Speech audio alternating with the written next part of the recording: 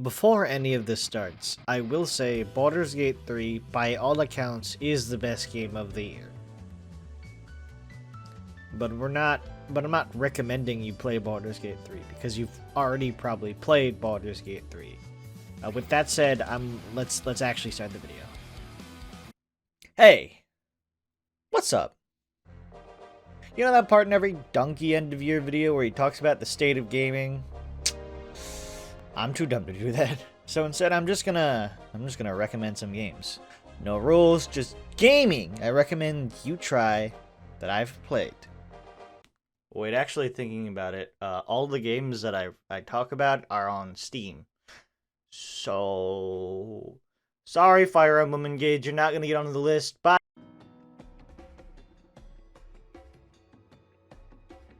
Sometimes anime is good. Sometimes anime is great. Mostly anime is cringe. Scarlet Nexus is cringe as fuck.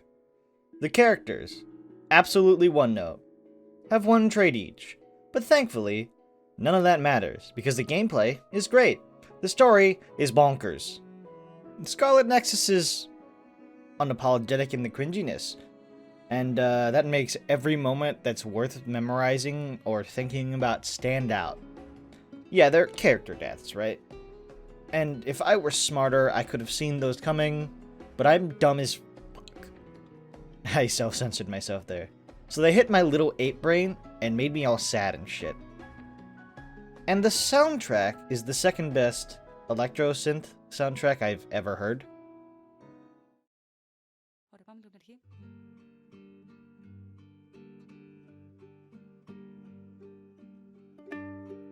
I have been waiting for this game for years now. I listen to the soundtrack on my way to work every day. I occasionally dream about the sound of Akrid's bite in my dreams. The gameplay of this remake, it hasn't aged a day. Look, it's as good as I remembered 10 years ago. It's fucking illuminating though, seeing the absolutely gorgeous pixel art of the mountains, the caves, and the enemies that I remember from 10 years ago.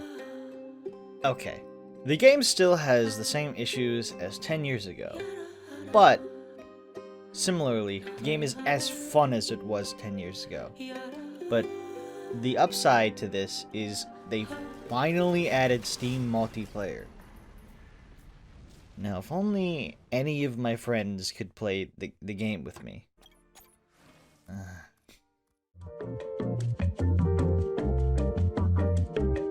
Hey, do you like ducks? Do you not need any more intense gameplay? You just want to stare at the most relaxing ducks you've ever seen? Do you like the thrill of a good surprise duck? Placid Plastic Duck Simulator is the best screensaver I've ever not really played. I've used this game to put people to bed. Like, actually. It made them pass out. I don't really have much more to say about this. I've actually used the game to pass out myself. Also, the game is like $2, so yeah.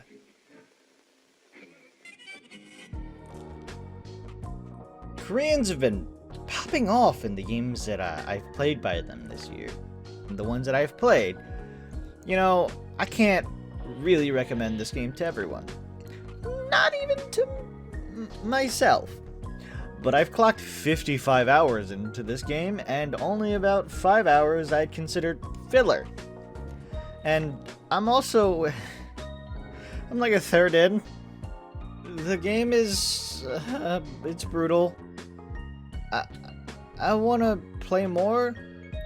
I don't recommend you look up anything when you play this game.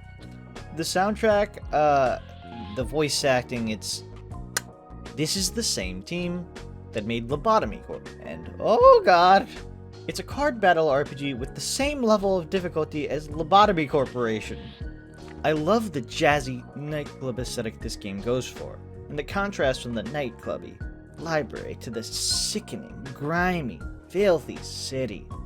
Every character, no matter how small or large their role, feels real. And since you kill most of them, it feels almost dehumanizing in a way.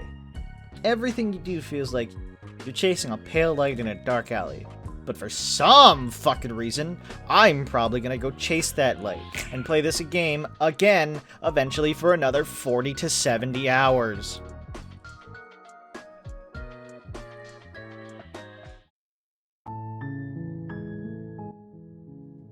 Another visual novel. Wow.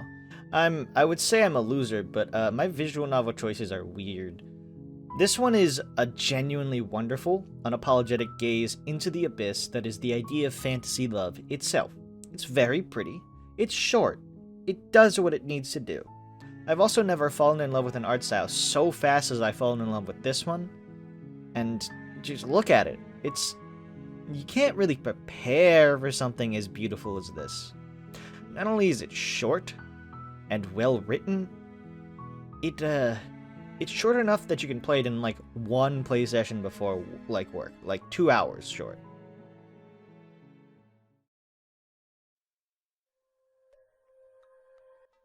My game of the year? It's Chrono Arc.